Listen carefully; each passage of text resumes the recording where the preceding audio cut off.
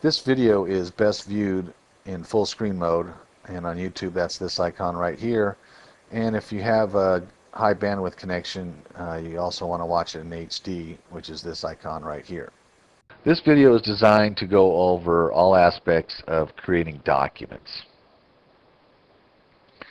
Now, the first thing to know is where the Documents folder is, and if you just go to this shortcut here and click on it, it'll bring up the Documents folder. Okay, and this is where you want to put in all of your templates, and they need to be in RTF format. And we're just going to take a quick look here at this one. This document has two merge fields in it. It's got this one here, which will today's date will be plugged into there, and it's got this merge field here, which will end up having the judgment debtor's name in it. So let's close this and go ahead and create a document so you can see how it works. You say create document. Select that one there, and there it is. The today merge field was plugged in with today's date, and the judgment debtor name merge field was plugged in with the judgment debtor's name. Now you may be asking yourself, well, how do I know what merge fields to put into the document? Well, trying to make that as simple as possible for you. If you go over here under the Documents menu and you select Show Merge Fields in Form, what that does is it shows you all the merge fields, and it's throughout the entire program, all the different tabs. It'll show you what merge field you need to put into your document, in your template, to get the value that you're looking for. Also, if you go under, where's it at here? Windows. There we go. Judgment debtor company information. If you click here, it shows you all the merge fields for that.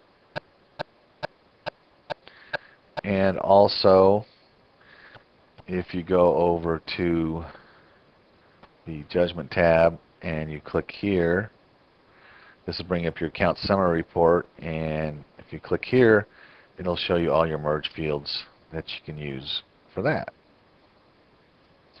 So that is how you know what merge fields to use. Okay, now I want to go over a scenario where we're going to print this same document.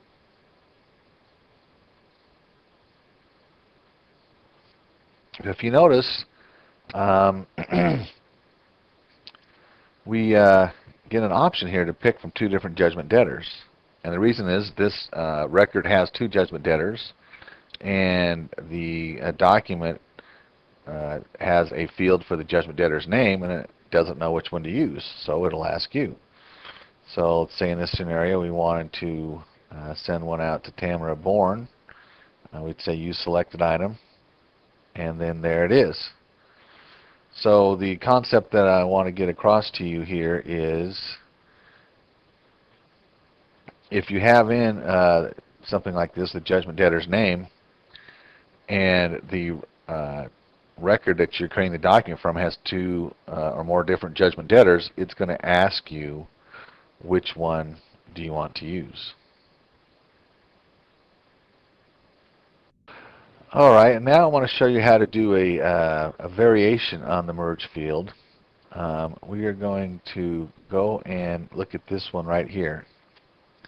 Now if you notice, instead of just the jd.name with the bracket ending here, we added a -1.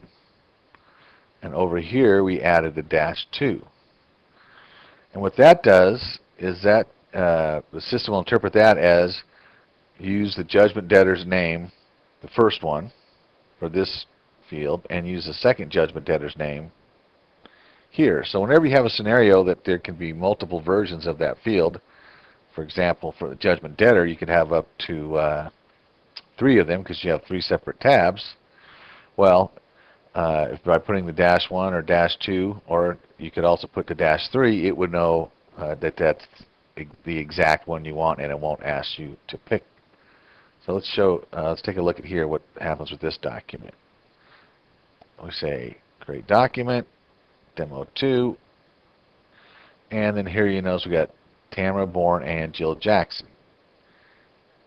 And it pulled Tamara Bourne from the first tab, and it pulled Jill Jackson from the second tab. So the concept that you want to get, I want to get across to you here is that in addition to the what you call the generic field name, which would be like that, in which case it's going to ask you which one do you want. You can also put in a -1 or -2 or whatever is appropriate for the field that you're using, and it'll go out and get that exact field without prompting.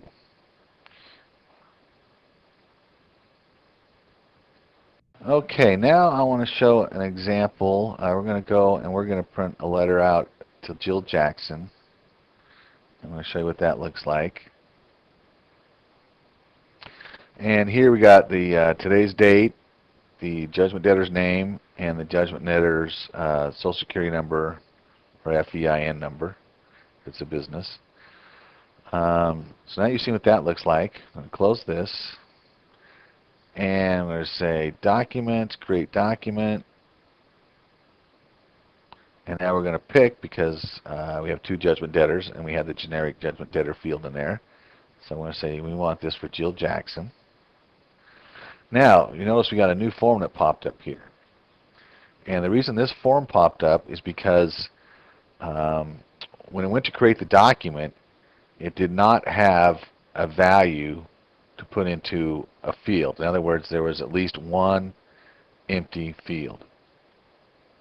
And in this example, it's the Social Security number.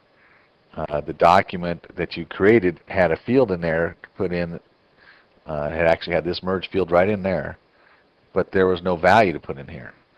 And so what this document, this form does is it pops up and says, hey, these are all the fields that you had.